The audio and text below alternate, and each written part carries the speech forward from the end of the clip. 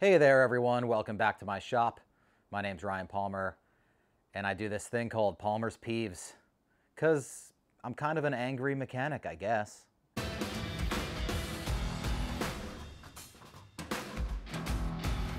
Not so much angry, I'm just particular, you know? I like things to be a certain way, and when things aren't a certain way, really rubs my chain, really grinds my gears. I've already used that one. Let's start out with something pretty mundane, you know? It's mundane, but it's still really,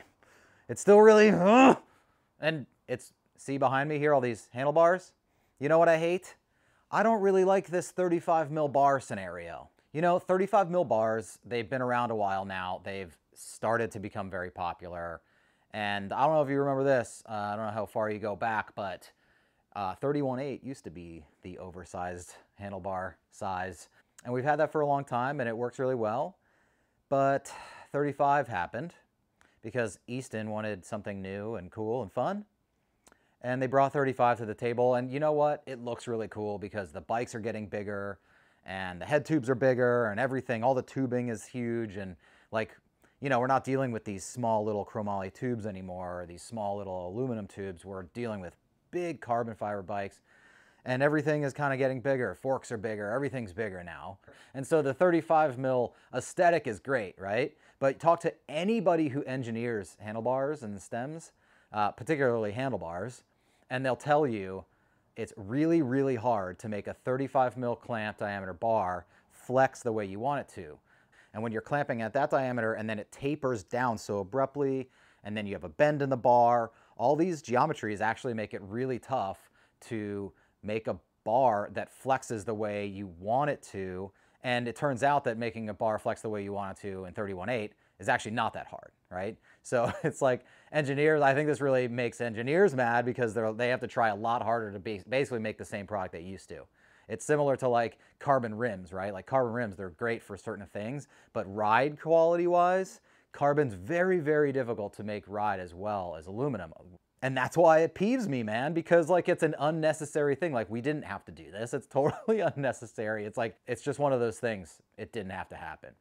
You know what really burns my brake pads is when somebody comes into the shop or something and they see you building a wheel and they're like, oh, the art of wheel building, the mysterious art of wheel building. And you're like, yeah, it's not an art. It's a skill. It's a skill that anybody can develop. You can develop it. I've been building wheels since I was 14 years old, and you know, I've gotten pretty decent at it over the years, but like it's not hard, and it's not an art. Like like I don't show my creativity through my wheel building skills. It's not a representation of something like that. Like it's a skill. It's just a skill that anybody can develop, you know? Like calling it an art form sort of makes it this like grandiose, mysterious sort of thing, and it's really just a basic mechanics skill. It's no big deal. Wheel building, it's not an art. Next up is ODI grips. ODI, great company. They make some of the best grips on the market, some of the most popular grips ever made, but their lock-on grips, there's something about them that really, really annoys me, and it's the like asymmetrical nature of the way that their bolts are. So like even on the ones that have two clamps, the older school sort of collar clamp ones, the bolts are opposite to each other on either side of the grips. And then on the newer styles, the ones that have just the one clamp on the inside of the grip, those, if you put them on your handlebar and you look at them, one bolt is facing out, you can see the bolt head, and the other one is facing in, and they're just asymmetrical. And there's something about that every time I look down and I see that, it just like irks me a little bit. I'm like, be symmetrical. So I know that it's hard because, you know, you have to make a whole new mold or something. Like you have to make new tooling in order to do that. Like when they're asymmetrical like that, you know, the one thing is the same as the other one, and when you turn around, they're opposite. But you put so much engineering and so much work and time and effort into making these excellent grips. Let's just go the tiny little extra bit of step and make them so that they're symmetrical, so you can appease OCD weirdos like myself. Another constant annoyance for me, I have to look at a lot of bike industry websites. You know, it's part of my job. Products come out, I go research them. I'm always on bike industry websites. And there seems to be a trend. I don't know if you've noticed it, but bike industry websites are horrible. They're so bad. Okay, like I want the information. I don't know about you. Like I don't need all the filler, all the other stuff. Like, you know, the website should look good, should be organized.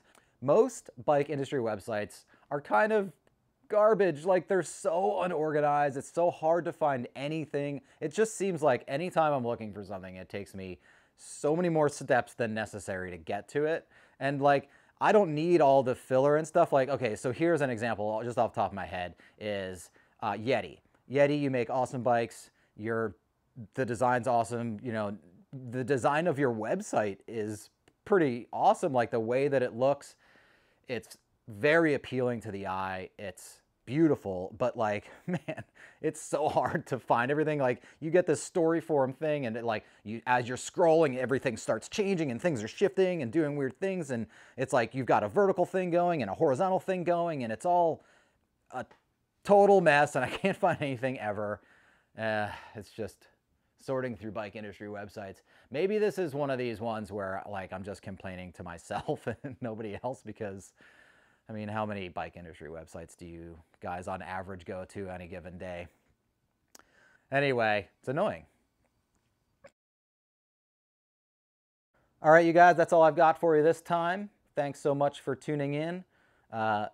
Please subscribe to Bike Magazine if you like our content. And leave a comment below and tell me what you think about my stupid ranting and nonsense crap bullshittery. All right. See you. Bye.